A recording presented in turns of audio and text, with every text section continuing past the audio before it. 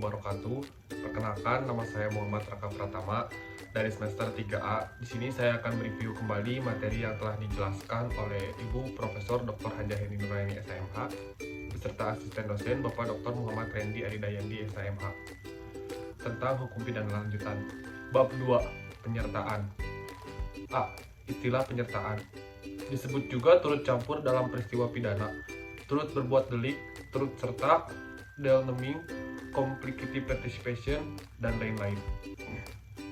B. Pengaturan penyertaan. Secara umum, buku 1, bab 5 KUHP pasal 55-62. Sedangkan secara khusus, tersebar dalam buku 2 KUHP, buku 3 KUHP, dan beberapa peraturan di luar KUHP atau tindak pidana khusus. C. Pengertian penyertaan. Penyertaan adalah apabila suatu tindak pidana terlibat lebih dari satu orang atau beberapa orang melibatkan diri dalam satu tindak pidana. D. Bentuk-bentuk penyertaan.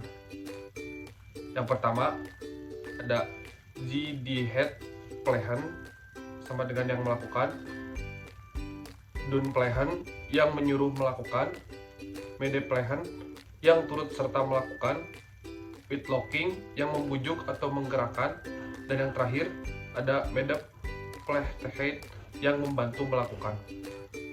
E. Penggolongan penyertaan. Menurut KUHP terbagi menjadi dua. Ada golongan pelaku dan golongan pembantu. Golongan pelaku bentuk 1-4 yaitu bukan pelaku tindak pidana, tapi pertanggungjawaban pidananya disamakan dengan pelaku.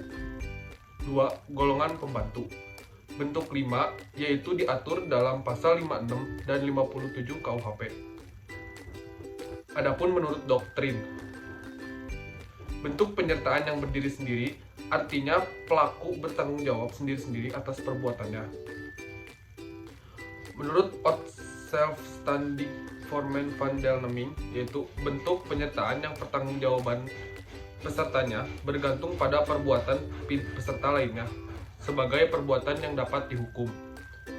Bentuk ke-1 atau pleasure atau dader, yaitu penggolongan pelaku yang melakukan penyertaan tindak pidana menurut dalam hal KUHP ini dapat dikategorikan sebagai pelaku jamak. Atas dasar itu ada dua pandangan.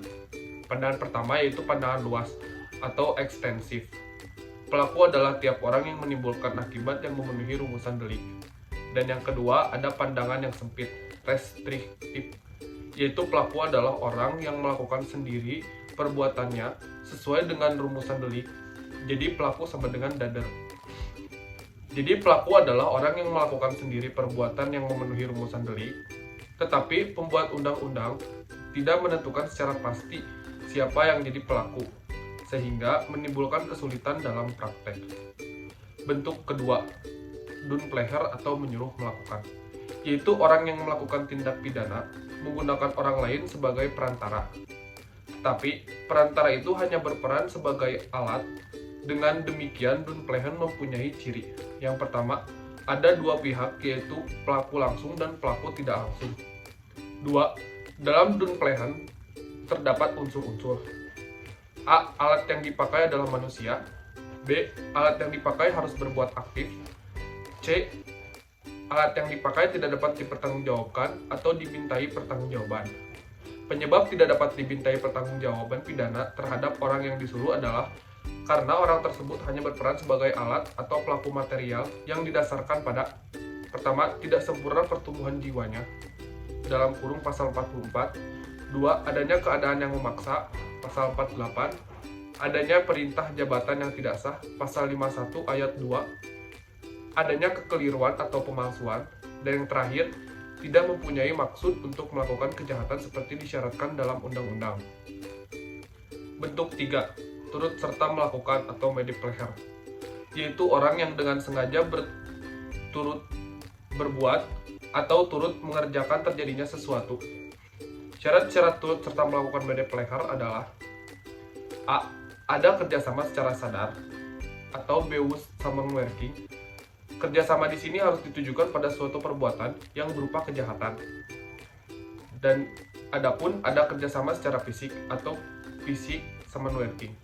Yaitu kerjasama di sini merupakan suatu delik yang ditujukan pada suatu akibat, yaitu adanya perbuatan yang berupa kejahatan dan perbuatan tersebut diatur dalam undang-undang. Demikian review video materi dari saya. Mohon maaf apabila ada kesalahan. Wabillahi taufiq wal hidayah. Wassalamualaikum warahmatullahi wabarakatuh.